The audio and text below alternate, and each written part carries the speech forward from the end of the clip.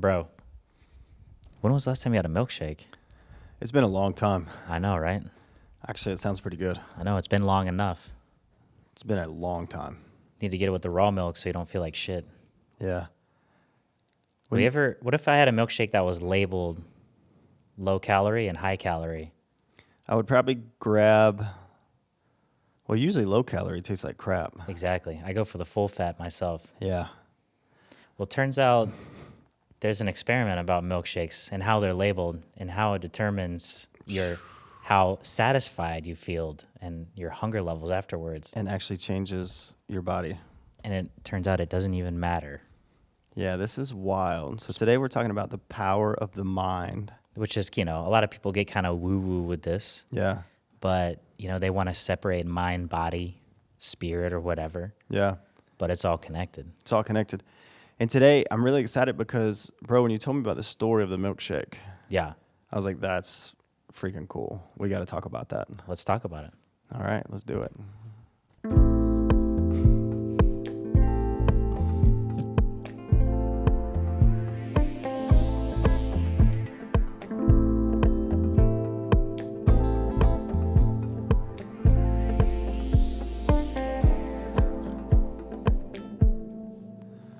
I'm Jonathan Noel. I'm Brian Noah, It's the Focus Cast. where we help you reduce distractions Increase focus. so you can live a life with Intentions.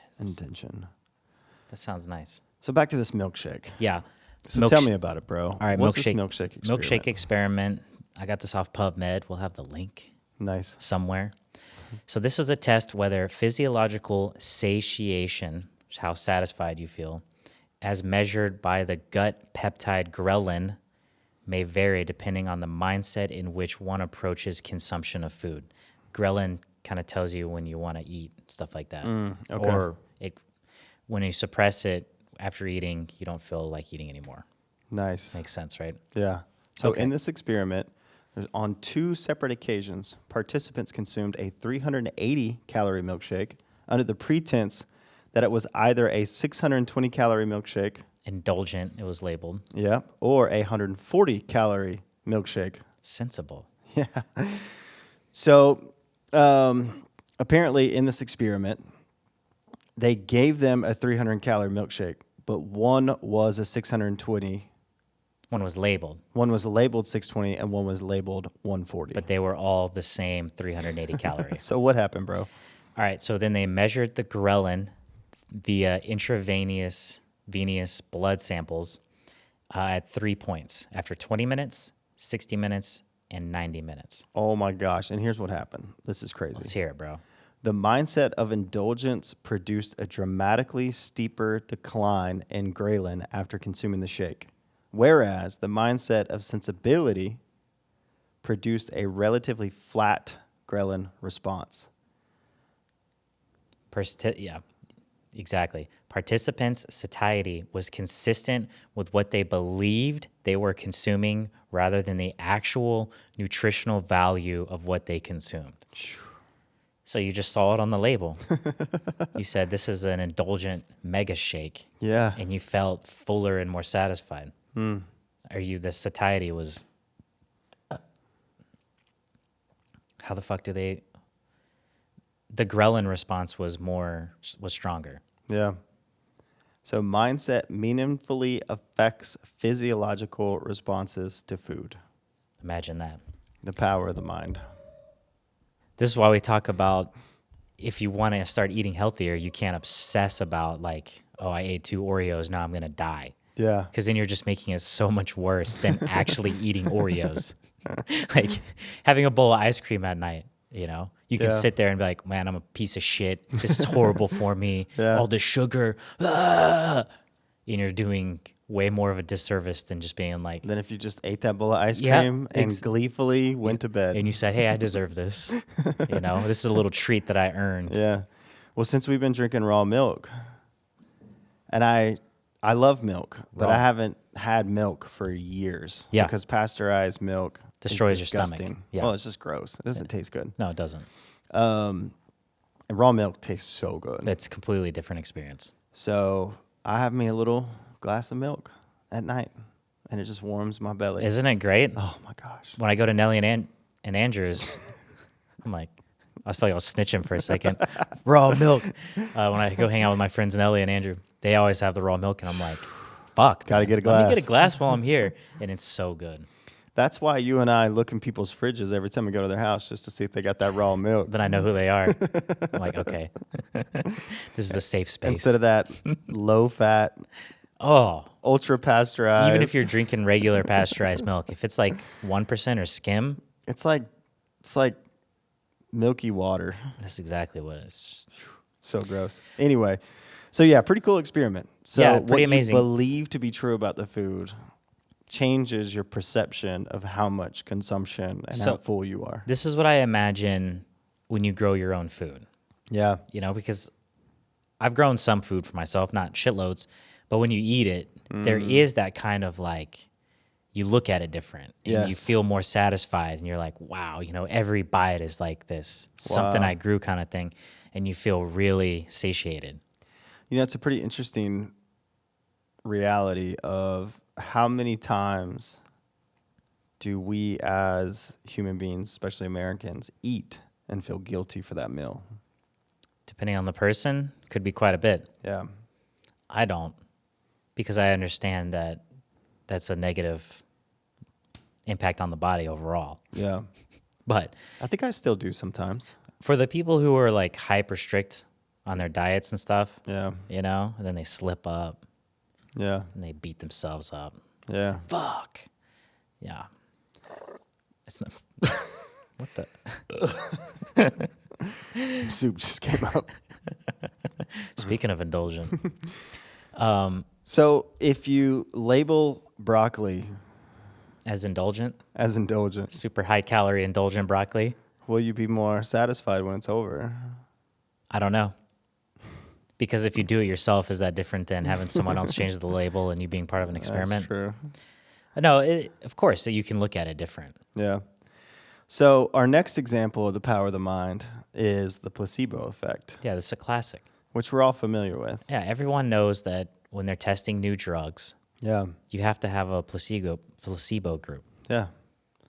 You know, and I don't know why people get all woo-woo, like you can't change things with your mind, because it fucking exists for a reason. And they've been doing this for years. Years. They've been testing the placebo effect forever. Yeah, a placebo is used in clinical trials to test the effectiveness of treatments and is most often used in drug studies. For instance, people in one group get the actual drug Yep. while the others receive an inactive drug or placebo. The participants in the clinical trial don't know if they received the real thing or the placebo. And oftentimes, or sometimes, a person can have a response to the placebo. The response can be positive or negative. For instance, the person's symptoms may improve, or the person may have what appears to be side effects from the treatment. These responses are known as the placebo effect. Yeah, so I can give you a sugar pill and I can show you that the side effects, like this might cause heart pain and diarrhea or whatever. Yeah. And if you're part of that group, you might have some of the side Yeah. effects Yeah. from the sugar pill. Isn't that amazing? I mean, it really is the power of, The power of the mind. And to your point, like for people who are like, you know, holistic medicine or meditation for healing, and they're like, oh, that would never work. Like, I don't believe in that. But yet the placebo effect has like been part of drug trials. forever. Yeah. That's just kind of funny. It's pretty funny, you know, and there's people who, like, are you thinking about your inner dialogue? Yeah. You know? So we're going to act like, you're going to act like the placebo effect exists, where you can take a pill that has nothing in it and give yourself symptoms, you Yeah. know, shit like that. But that your inner dialogue doesn't matter when you're sitting there, like, calling yourself a piece of shit or you're angry all the time, like, Yeah. as if this isn't having any effect on you. You know what I'm saying? Yeah. That's the whole point. Yeah. So, I'm thinking about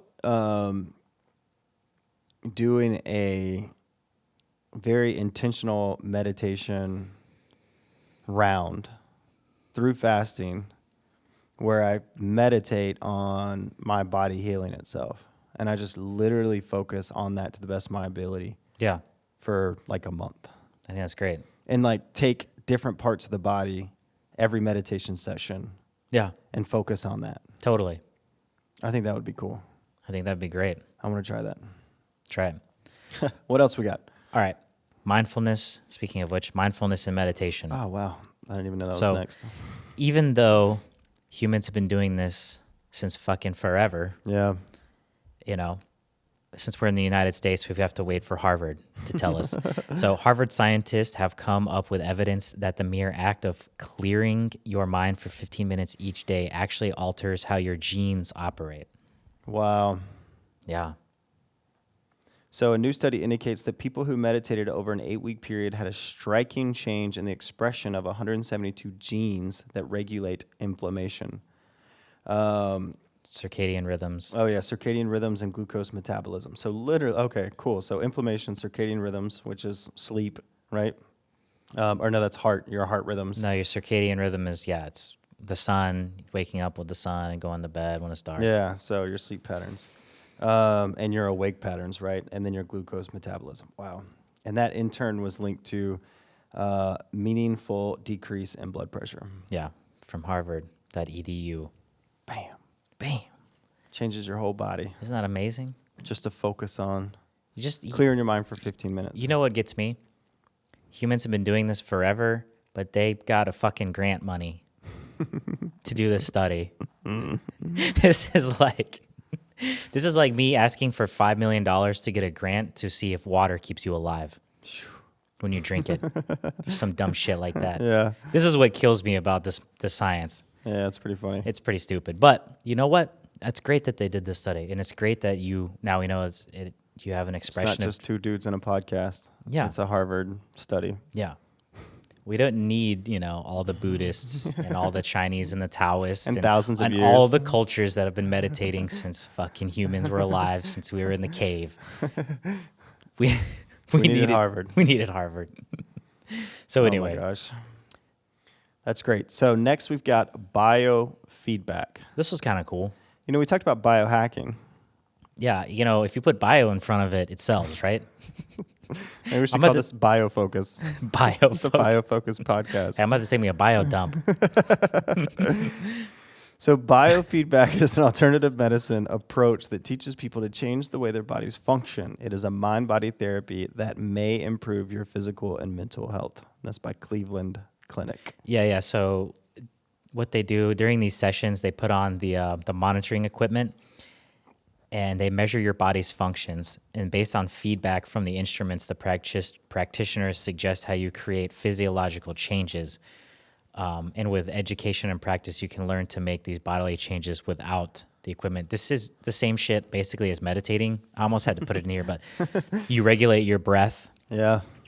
And you do certain things and you look at the response. So this is almost just another term for Meditating. like breath work. Yeah. Shit like that.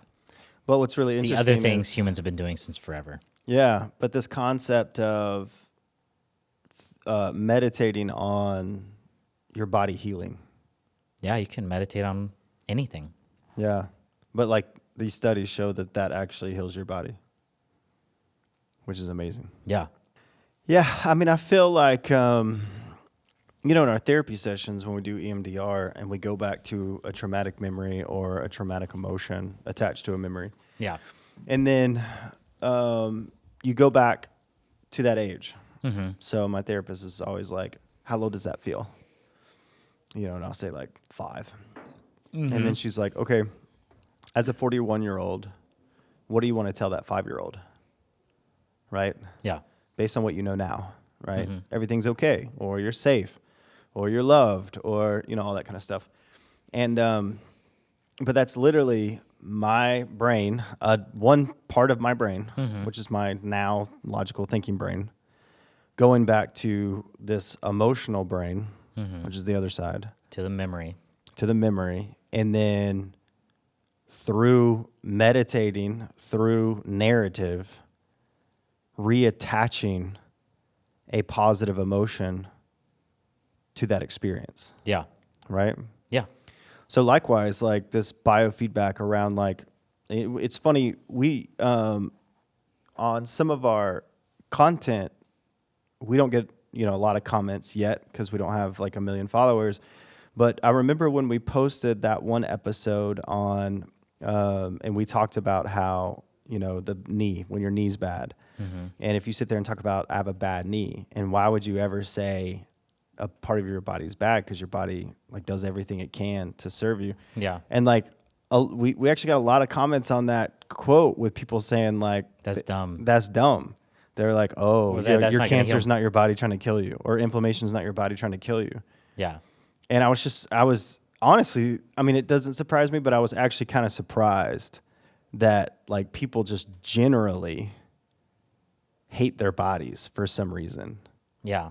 or they've convinced themselves that their bodies are terrible or suck or are ugly or Or are they just broken. don't like themselves in They general. just don't like themselves. Yeah. Which you're right. A lot of that probably comes from past trauma, Yeah, absolutely. but it's weird. But everything, basically, it all comes from past. Yeah. Trauma and conditioning from society and school and all that, Yeah. and parents, whatever. Yeah. So, you can't say that your thoughts don't affect your experience in life and everything. Your brain literally changes whether you think you're full or not based on the label. Your brain, you can literally have the side effects from a drug when you take a sugar pill. That's how powerful the brain is. That's how powerful the brain And then is. people want to act like it doesn't matter. You can't be in both. Yeah. I mean, unless you just want to be like clueless or Yeah. oblivious. Yeah. If you say my fucking same thing with your knees. Yeah. I have bad knees. I have a bad back. I have a bad back. Yeah. There's nothing I can do about it. Yeah. There you go. Yeah, you're right. Because you fucking tell Not yourself. because you're back. Because you tell yourself every single day there's no hope. Yeah. There's nothing. No one can help you. Yeah. Man. So anyway, that's basically the whole point of the episode. I It's think like how do you sit on both sides? yeah, don't. You can't be there and say that this shit doesn't matter and does matter at the same time. I think it's perfectly acceptable in this moment to say maybe I was wrong. It matters. And I think what's really cool, I know for me, when I read stuff like this, is really being introspective and analyzing every single thought, especially the negative ones. Thought audit. Thought audit. Whoa, bro. That was good. Yeah. But really, really be intentional about Yeah. every single negative thought. Yeah. It might be exhausting at first, Yeah, might be a lot of negative thoughts. but what else? I mean, how else do you expect to grow Yeah, and really understand yourself? yeah, I mean, you really just want to walk around and be basically subservient to all your past traumas and conditionings, all your conditioning, and let all that subconscious stuff control everything you do. yeah, And you just aimlessly drift as a person with no control. yeah, And then you're a victim. Everything happens to you. I have bad luck. I always hit the red light. I never get this. Never works out. yeah. Sounds horrible. That's not how I'm going to live. So this is funny, not funny. So for the person who's like in this state, right? Yeah. And they're just constantly just everything sucks. They're saying fuck you right now to you and I. Well, and what's funny is like, let's just be very direct, right? For a moment. Okay, well, go for it. So you live in that state and you work in a company and you never get the promotion. Sure. That's Why the fuck do you think you deserve a promotion if you're a miserable person and you're miserable to be around and nothing ever works and everything is against you? Yeah. Who would want to work for you? Who wants to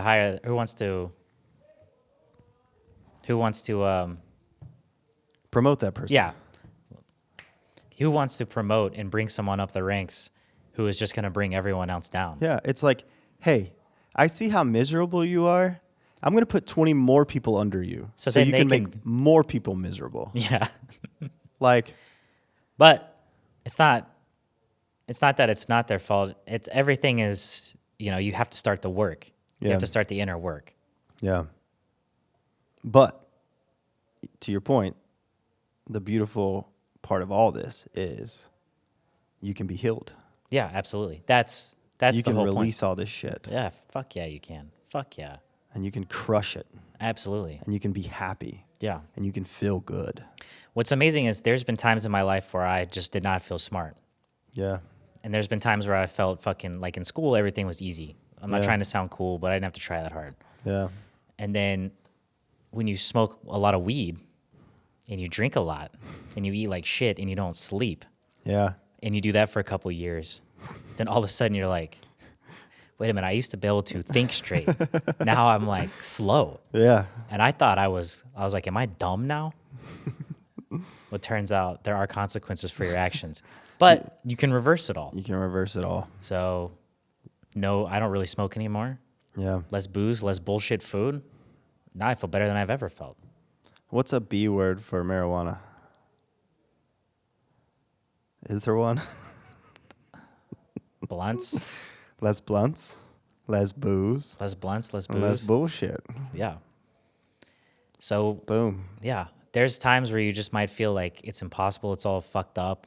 I'm not good enough. I'm not this. I'm not that. But you can't push through. It's not necessarily always easy. Yeah. But you have to start dropping off the shit you know. Yeah.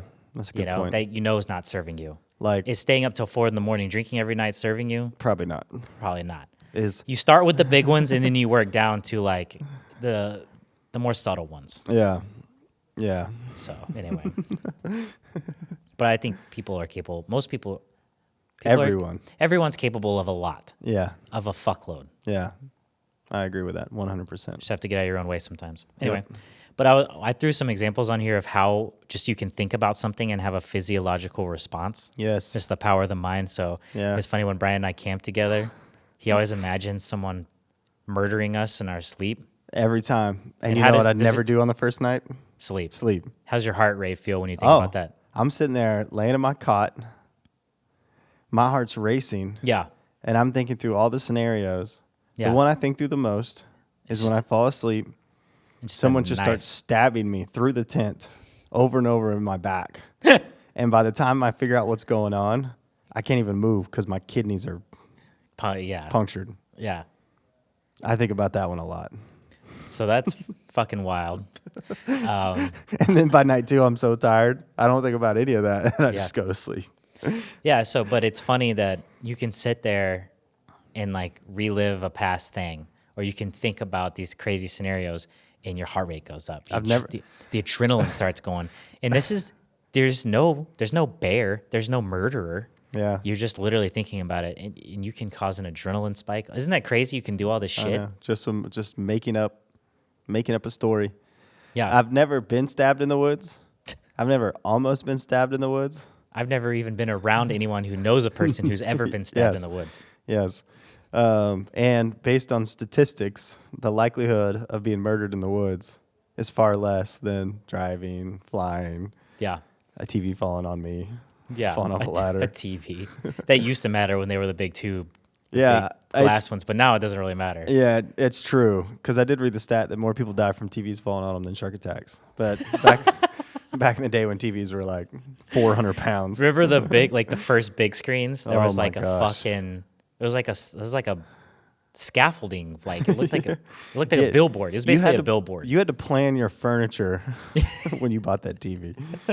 You had a 2x4s on that shit. Anyway, yeah, that's a good one. Yeah. So, I mean, is there really a solution? I just pretty much read that our intentions and the things we say in our minds I think actually matter. Another good example is like when your boss is like, "Hey, I want to talk to you at the end of the day," Oh, here we go. Yeah. and then all day you're just like, "What did I do? What did I do? What did I do? I'm gonna get fired. I'm gonna get fired. I'm gonna get fired. I'm gonna get fired." You just have a panic attack. And then you get to the end, and the boss is like, "Hey, I forgot to do that thing. Will you do that tomorrow?" And you're like, "Fuck." Or when they say that right when you're going home, and they're like, "Hey, I'd like to talk to you in the morning when you come in. Can you come in a little early?" Oh, that's And then you go home. You can't do anything. You're like, oh no, something big's happening. Something big. You're mean to your family. You're in your head. Yep. And you get to the office. And he forgot. Yeah. Or It's he's like- sick that day. That's why I do tell people that as a coach. I tell anyone and everyone as a leader, be very careful in how you provide feedback and how you communicate like that, because that shit matters. Yeah. A good boss wouldn't do that. They wouldn't understand. Or they could preface it with, hey, it's nothing big. But Yeah, have just a tell quick, them what it's about. Yeah, just, hey, it's a quick meeting about some small thing. Yeah, like, hey, I Not- want to get your feedback on the meeting you were in last week I wasn't in. Can you come in early? Let's talk about it. Not, we're downsizing. Hey, we're downsizing. Let's have a meeting tomorrow morning. Yeah, yeah, yeah. So anyway, Yeah, it's good stuff. So the solution is, man, like we said, just be introspective and aware. yeah. You can't live in a world where you think that the body and the mind are some separate things. Yeah, And I mean, then, and then understand that you can use your mind. You can meditate and activate genes that reduce inflammation yeah, and blood pressure and all this, and that you can take a pill, a sugar pill, and give yourself. the one that I struggle with is the end of the world. Not like the actual end of the world, but like the next. The end of our world. The end of the world as we know it. Right. The next pandemic, but they push a little harder. You know. Yeah. All that kind of shit. Like no internet for 6 months, no food supply for 2 months. Yeah. No, power grid goes out and it's 20 degrees outside. How do I keep my family warm? Like That kind of stuff. that's the one that I can slip into, like becoming severely yeah. anxious. Having the family changes that, Yeah. you know. Yeah. Visualizing you watching your kids freeze or starve to death Brutal. is tough. Yeah. So, Well, all we can be is more self-sufficient. yeah. Which isn't very easy because there's laws against that. So, I can't even have fucking chickens unless I have 2 acres in Cobb County. Yeah, it's bullshit. Yeah. Can you even have solar? Can I sue the county to say that's unconstitutional? That's playing their game. What does that mean? That's playing the game as you're playing. If you play the game like them, you don't win, Yeah. right? You can't sue the federal government, right?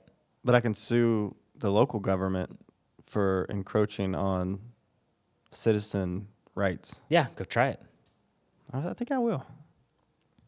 I'm going to sue Cobb County because they tell me I can't have chickens.